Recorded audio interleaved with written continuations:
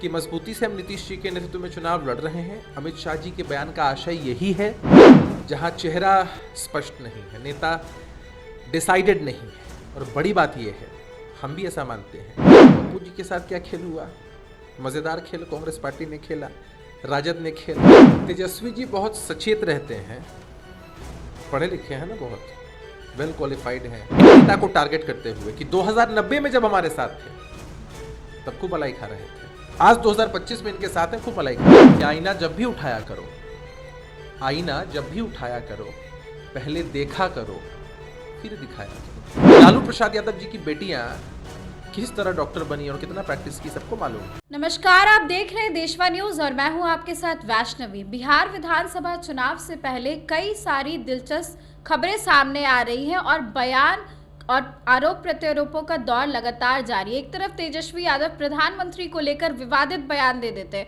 और कह देते हैं कि देश को पॉकेट मार प्रधानमंत्री नहीं चाहिए और बिहार को अचेत मुख्यमंत्री नहीं चाहिए। वही दूसरी तरफ गृह मंत्री अमित शाह का भी बयान आता है और वो कहीं ना कहीं सीएम को लेकर के एक सस्पेंस क्रिएट कर देते हैं कि आखिर बिहार का अगला मुख्यमंत्री कौन होगा। और इस मुद्दे पर बातचीत करने के लिए मेरे साथ मौजूद है जदयू के प्रवक्ता अभिषेक झा जी। सबसे पहले सर आपका स्वागत है हमारे चैनल में। बहुत शुक्रिया, बहुत आभार आपका। सर, जिस तरीके से गृह मंत्री अमित शाह का बयान आया तो उन्होंने सीएम फेस को लेकर एक बार फिर से सस्पेंस क्रिएट कर दिया है कि अब बाद में पता चलेगा कि कौन होगा बिहार का सीएम। एक बात समझना आवश्यक है कि लोकतंत्र में कौन लोग चुनते हैं अपना नेता, अपना प्रतिनिधि। नेता लोग तो नेता नहीं चुनते हैं। जो फैक्चुअल बात है वो ये है कि मतदाता मालिक, जनता मालिक चुनते हैं कि कौन उनका नेता होगा। और कई बार भारतीय जनता पार्टी के शीर्ष नेतृत्व ने इसको स्पष्ट किया है। अभी हमारी पार्टी के वरिष्ठ मंत्री हैं, वरिष्ठ नेता हैं आदरणीय विजय चौधरी जी, उन्होंने स्पष्ट किया कि मजबूती से हम नीतीश जी के नेतृत्व में चुनाव लड़ रहे हैं। अमित शाह जी के बयान का आशय यही है, और 25 से 30 फिर से नीतीश का जो नारा है वो तो सभी जिलों में एनडीए के जो कार्यकर्ता सम्मेलन हुआ उसमें जो सभी पार्टियों के प्रदेश के अध्यक्ष थे उन सब लोगों ने स्पष्ट किया।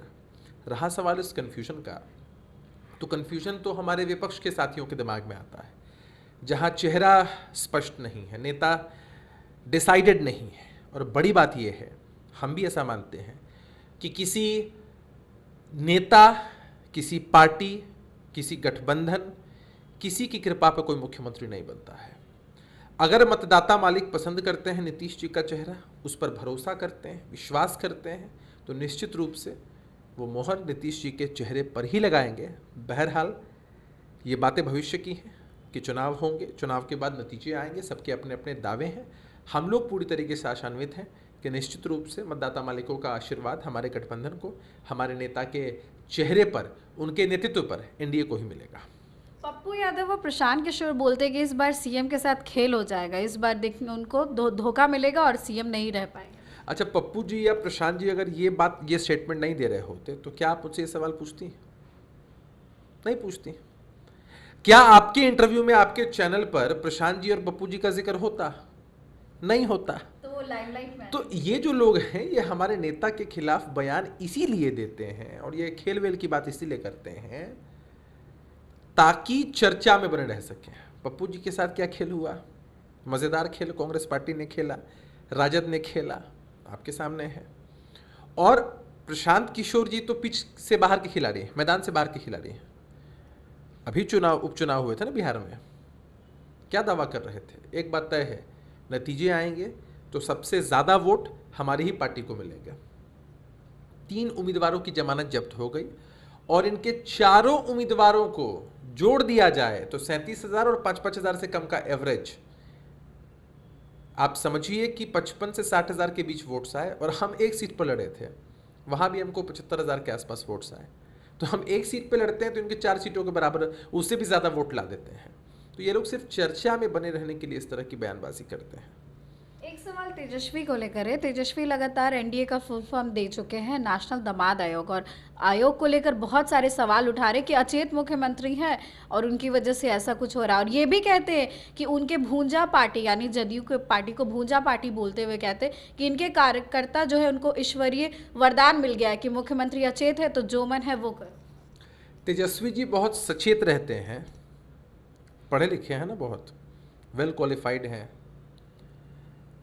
तब आपको तेजस्वी जी के बयानों को सुनकर समझ में आ जाएगा कि तेजस्वी जी कितने केपेबल हैं। आपको याद होगा ना, अभी विधानसभा का सत्र चल रहा था, तेजस्वी जी ने खुले मन से कहा एक नेता को टारगेट करते हुए कि 2090 में जब हमारे साथ थे तब खूब मलाई खा रहे थे, आज 2025 में इनके साथ हैं, खूब मलाई खा रहे हैं। 2090 आ चुका है क्या? बताइए तेजस्वी जी सचेत हैं कि अचेत हैं?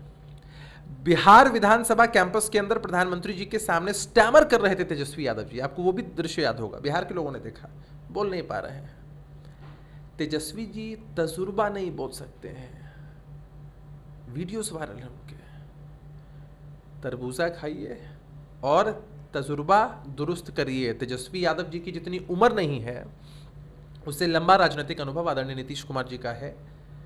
और दूसरा, आपने वो जो आयोग को लेकर सवाल उठाया है, तो हम तो एक ही बात कहेंगे कि आईना जब भी उठाया करो, आईना जब भी उठाया करो, पहले देखा करो फिर दिखाया करो। अरे भाई, जिनके पास कैपेबिलिटी थी, जिनका एक्सपीरियंस था, उनको स्थान मिला। और अगर ये बात करते हैं परिवार के लोगों को सेट करने की, तो इनसे बड़ा उदाहरण क्या हो सकता है? मेहरारू आयोग के नाम पर राबड़ी देवी जी को बना दिया सीएम। और मैं तो कहना चाहता हूं कि जिन बेटियों या जिन महिलाओं की कैपेबिलिटी पर सवाल उठाया जा रहा है, वो बेटियां विदेशों से पढ़ के आई हैं। उन महिला के पास बहुत कैपेबिलिटी है, डबल एमए है, पीएचडी है और बहुत क्वालिफिकेशंस हैं। उन बेटियों और उन महिलाओं के क्वालिटी पर सवाल उठाया जा रहा है। राबड़ी देवी जी की क्या एजुकेशनल क्वालिफिकेशन थी, क्या सामाजिक ज्ञान था, क्या पॉलिटिकल अनुभव था? मौका मिला ना। लालू प्रसाद यादव जी की बेटियां किस तरह डॉक्टर बनी और कितना प्रैक्टिस की, सबको मालूम है। एमपी बन रही है ना, चुनाव लड़ रही है ना। लालू जी की बेटे पढ़ाई में फेल, क्रिकेट में फेल, लेकिन राजनीति में पास, मंत्री तक बन जा रहे हैं। सालों तक सालों की सरकार चलवाई है। और दामाद लोगों से बहुत दिक्कत, तेजस्वी जी को साला अपने आप को बताते हैं, तो भाई साला तो आप छोटे साले हैं ना भाई। असली जलवा किसी का था तो साधु जी, सुभाष जी का था। बिहार ने वो दंश झेला है।